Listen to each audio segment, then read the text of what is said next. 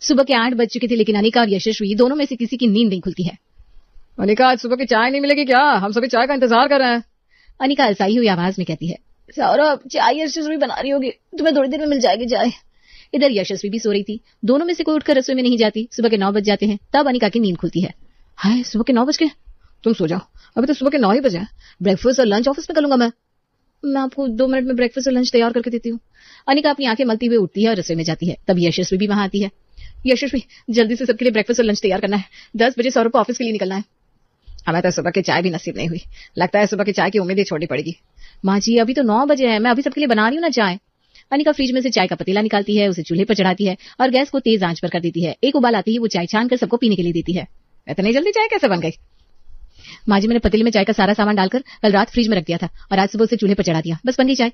मतलब ये बासी चाय है? माँ जी, चाय बासी कैसी हुई? चाय तो अभी बनी है। तभी यशस्वी सबके लिए नाश्ता लगाती है। लीजिए, गर्मा गर्म आलू के पराठे और हरी चटनी तैयार है।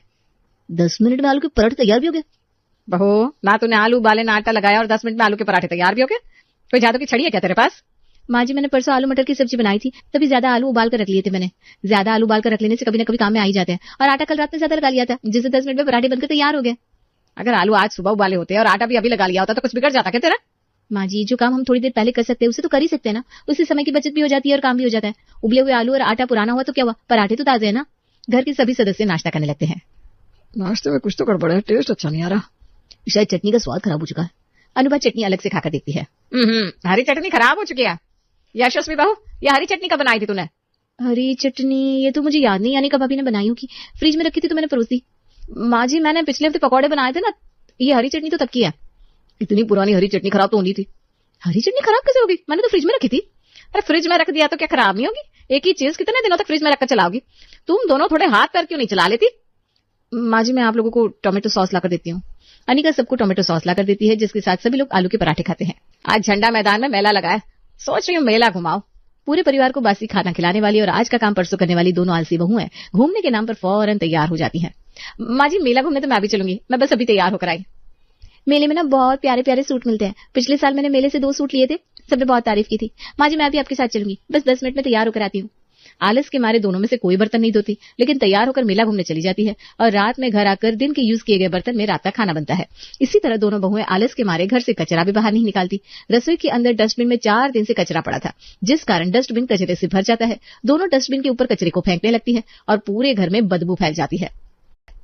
घर में इतनी बदबू कहाँ से आ रही है? गंदगी के कारण मक्खियां भिन भिना रही है। माँ, ये बदबू और मक्खियां हमारे किचन से आ रही है। अनुभा रसोई में जाती है तो देखती है डस्टबिन कचरे से भरा है। डस्टबिन के आसपास भी फल, सब्जियों के छिलके और चाय पत्ती बिखरी हुई थी। दोनों बहुएं रसोई में लौकी काट रही होती है। तुम दोनों ने रसोई का क्या हाल बना रखा है? कचरा बाहर क्यों नहीं निकालती? माँ जी, कई दिनों से कचरे वाला आया ही नहीं। कचरे वाला रोज सुबह 5 बजे आता है, लेकिन तुम्हारी नींद खुले तब ना। तुम तो सुबह 9 बजे सोकर उठती हो। ये देख, खुद तो आलस के मारे उठा नहीं जाता और नाम कचरे वाला का लगा रही है। कल सुबह उठकर सारा कचरा कचरे वाले को दे देना। रसोई में गंदगी अच्छी लगती है क्या? ठीक है माँ जी। लेकिन अनिका मन ही मन सोचती है, सुबह 5 बजे कौन उठेगा यार, मेरी तो नींद ही नहीं खुलेगी।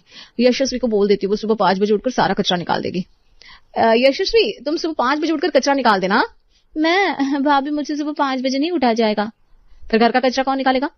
भाभी, ऐसा कर लेते ना, सप्ताह में 2 दिन कचरा निकाल लेंगे। एक बार आप कचरा निकाल देना, दूसरी बार मैं। इस तरह हम दोनों को सप्ताह में एक ही दिन सुबह 5 बजे उठना पड़ेगा। हाँ, वैसे भी कौन सा रोज रोज कचरा इकट्ठा होता है। ऐसा कर, कल सुबह तू कचरा निकाल देना, तीसरे दिन मैं कचरा निकाल दूंगी। ठीक है भाभी। दोनों देवरानी जेठानी ये तय तो कर लेती है कि दूसरे दिन कचरा निकाल देंगी, लेकिन दूसरे दिन सुबह 5 बजे जब कचरा वाला आता है, भाभी जी कचरा निकाल दो, भाभी जी कचरा निकाल दो, मुझे अगली गली में जाना है। कचरे वाला आवाजें लगाता है, लेकिन यशस्वी की नींद ही नहीं खुलती। कचरे वाला आवाजें लगाकर चला जाता है। जब सुबह 9 बजे दोनों की नींद खुलती है तो दोनों रसोई में आती है। यशस्वी, आज तूने कचरा नहीं निकाला? सॉरी भाभी, मेरी नींद ही नहीं खुली। सॉरी बोलने से रसोई में फैली गंदगी साफ हो जाएगी क्या? भला रसोई में इतनी गंदगी कौन फैला कर रखता है? इस कचरे के कारण पूरे घर में बदबू फैल गई है। माँ जी, मैं कल सुबह जरूर कचरा फेंक दूंगी। उस रात यशस्वी सुबह 5 बजे का अलार्म लगाकर सोती है और दूसरे दिन सुबह 5 बजे उठकर कचरा निकालती है और फिर दोबारा सो जाती है, जिसके बाद यशस्वी की नींद खुलती है दिन के 12 बजे। इतनी भी क्या जल्दी थी बहू, अभी तो दिन के 12 बजे हैं, थोड़ी देर और सो लेती बेटा। वो माँ जी, आज कचरा निकालने के लिए सुबह 5 बजे उठी थी ना, मुझे बहुत नींद आ रही थी, इसलिए दोबारा सो गई। ओहो, इतनी कड़ी मेहनत के बाद थकान तो हो ही जाती है। चलो अब दिन का खाना भी बना लो मैडम। माँ जी, अब दिन का खाना बनाऊंगी तो बहुत देर हो जाएगी, क्यों ना आज हम बाहर ही लंच कर लें। वैसे भी हमने बहुत दिनों से बाहर का कुछ नहीं खाया। हाँ ऐसा कर लेते हैं, कुछ चेंज भी हो जाएगा। वैसे भी घर का वही बासी पुराना खा खा कर मैं बोर हो गया हूँ। हम लोग अभी तैयार होकर आते हैं। बस 5 मिनट, हाँ हम अभी रेडी हो जाएंगे। बाहर घूमने के नाम पर दोनों बहुओं में चीते सी फुर्ती आ जाती है। दोनों फौरन नहा धोकर मेले से लाया हुआ नया सूट डालती है, मैचिंग की लिपस्टिक, बिंदी, चूड़िया, सैंडल सब पहनकर तैयार हो जाती है। मेरे पास पर्पल कलर की लिपस्टिक तो है ही नहीं, शायद यशस्वी के पास होगी। अनिका यशस्वी से पर्पल कलर की लिपस्टिक मांगती है। सुनना, तेरे पास पर्पल कलर की लिपस्टिक है क्या? हाँ भाभी ये लो, आप अपनी वो रेड कलर वाले झुमके दे दोगी, मेरे सूट के साथ खूब जचेंगे। हाँ क्यों नहीं, अभी लाती हूँ। दोनों बहुएं सज सवर कर 10 मिनट में तैयार होकर बाहर आती है। बाहर घूमने के नाम पर उनमें इतनी फुर्ती देखकर पूरा परिवार हैरान रह जाता है। अनुभव मन ही मन सोचती है, दोनों के दोनों एक नंबर के आलसी है। काम करने के नाम पर इनकी जान निकल जाती है, लेकिन घूमने के नाम पर न जाने दोनों में इतनी फुर्ती कहाँ से आ जाती है। खाना खाने के बाद सभी लोग जब घर आते हैं, अब एक एक कप चाय हो जाए। जी मैं अभी बनाकर लाती हूँ। अनिका रसोई में जाती है तो सुबह के यूज किए हुए बर्तन वैसे ही पड़े रहते हैं, क्योंकि आलस के मारे दोनों में से किसी ने बर्तन धोए ही नहीं थे। जिस पतीले में सुबह की चाय बनी थी उसी में अनिका शाम की चाय बनाती है।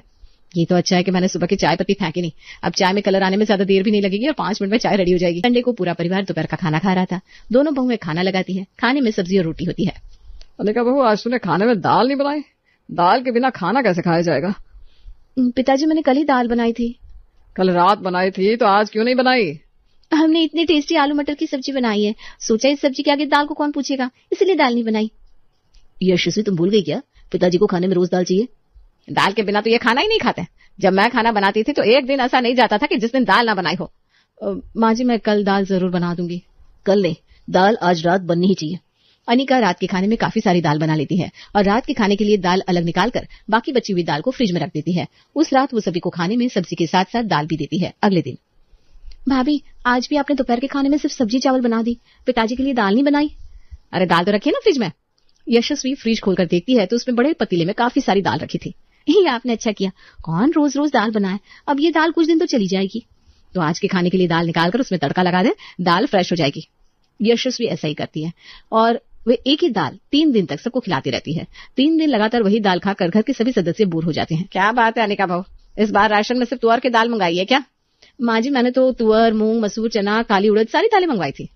अरे तो बना क्यों नहीं रही है? 3 दिन से तुअर की दाल खिला रही है, एक ही दाल खाकर खाने का टेस्ट बिगड़ गया। अच्छा माँ जी मैं कल दूसरी दाल बना दूंगी, जो भी आप कहेंगी। खाना खाने के बाद अनुभा दही लेने के लिए फ्रिज खोलती है तो देखती है कि पतीले में ढेर सारी दाल रखी है। वो सब समझ जाती है। रोज रोज दाल बनाने से बचने के लिए एक ही दिन इतना सारा दाल बनाकर रख दिया, अब तो आलस बने के हाथ हो गई। अनिका और यशस्वी का आलस दिन पर दिन बढ़ता जा रहा था। रसोई में अब भी कई दिनों तक कचरा फैला रहता। दोनों में से कोई भी सुबह 5 बजे उठकर कचरा फेंकने को तैयार नहीं थी। एक सुबह पूरा परिवार साथ में बैठकर चाय पी रहा होता है। अनुभा की नजर घर के कोनों पर जाती है। ऐसा लग रहा है जैसे कितने दिनों से घर की सफाई नहीं हुई। घर के कोनों में कितनी धूल और गंदगी जमी हुई है। घर में रोज सफाई होनी चाहिए। माँ जी मैंने परसों ही तो पोछा लगाया था। हाँ माँ जी, वैसे भी हमारा घर इतनी जल्दी गंदा कहाँ होता है कि रोज रोज झाड़ू पोछा करने की जरूरत पड़े। अनुभा और यशस्वी बहू दोनों कान खोलकर सुन लो, मुझे आज घर बिल्कुल साफ चाहिए। दोनों बहुएं काम करने के नाम पर आनाकानी करने लगती है। माँ जी मैं तो खाना बनाने जा रही हूँ, सफाई का काम यशस्वी कर लेगी। मुझे तो आज डॉक्टर के पास जाना है, पर सुना पोछा लगाते वक्त मेरे पैर फिसल गए थे और मैं गिर गई थी, मेरे पैर में चोट लगी है। हाय, मैं सफाई का काम कैसे करूंगी? दोनों बहुएं काम से बचने के लिए बहाना बना रही होती है। उसी वक्त चंदन के पास किसी रिश्तेदार का फोन आता है। आज आपके यहाँ पार्टी है शाम को 5 बजे? हाँ हम सभी आ जाएंगे। हाँ बिल्कुल। फोन पर ससुर की बातें सुनकर दोनों बहुएं फौरन पार्टी में जाने के लिए तैयार हो जाती हैं। पिताजी आज किसके घर पार्टी है? पार्टी में मैं भी चलूंगी। मेरे घर कैलाश के घर पर पार्टी है, उसके पोती हुई है। अरे वाह, फिर तो मैं भी चलूंगी। तेरे पैरों में तो चोट लगी है ना, तो डॉक्टर के पास जाने वाली थी। माँ जी पार्टी कौन सा रोज रोज होती है, मैं डॉक्टर के पास कल चली जाऊंगी। पार्टी में जाने के लिए मुझे फेशियल करवाना होगा, मैंने कई दिनों से फेशियल ही नहीं करवाया।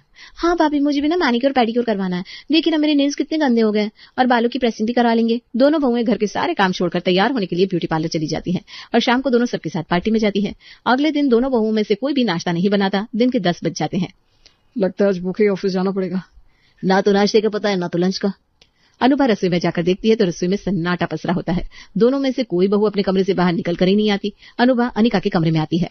अनिका बहू, अनिका बहू, आज रसोई में हड़ताल है क्या? माँ जी वो कल पार्टी में बहुत थक गई थी, मुझे बहुत थकान हो रही है, शायद तबीयत खराब हो गई है। पार्टी में तो हम सारे गए थे, या फिर तो अकेली गई थी? माँ जी अब चलो आती हूँ मैं। थोड़ी देर में अलसाई हुई अनिका रसोई में आती है और 2 दिन का पुराना दलिया गर्म करके सबको खाने के लिए देती है। वहीं यशस्वी तैयार होकर बाहर आती है। तो कहाँ चल दे? माँ जी मैंने कल बताया था ना मुझे डॉक्टर के पास जाना है, पर हम ऑफिस जाते हुए रास्ते में मुझे डॉक्टर के पास छोड़ देंगे। हाँ ठीक है, सबको नाश्ता करा के अनुभा वापस अपने कमरे में जाकर आराम करने लगती है और यशस्वी परम के साथ डॉक्टर के पास चली जाती है। रात में दोनों बहुएं खाने में सबको मेथी के पराठे और टमाटर की चटनी देती है। परसों भी मेथी के पराठे बनाए थे, कल भी मेथी के पराठे और आज फिर मेथी के पराठे बनाती। 3 दिन से रोज रात में यही खाना खाने को मिल रहा है।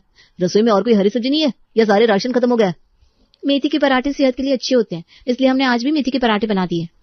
सेहत के लिए अच्छे होते हैं या मेथी के पराठे का ढेर सारा आटा लगाकर फ्रिज में रख दिया है ताकि रोज रोज ज्यादा मेहनत ना करनी पड़े? वो माँ जी काफी सारी मेथी थी ना, अगर हम उनका आटा नहीं लगाते तो खराब हो जाती। तो मेथी की सब्जी भी बन सकती थी। 3 दिन तक एक ही खाना खिलाना जरूरी था क्या? मुझसे तो आज ये खाना नहीं खाया जाएगा। परम बेटे खाना खा ले, यूं खाना छोड़ना अच्छा नहीं होता। इस खाने के लिए तो कितनी मेहनत करता है।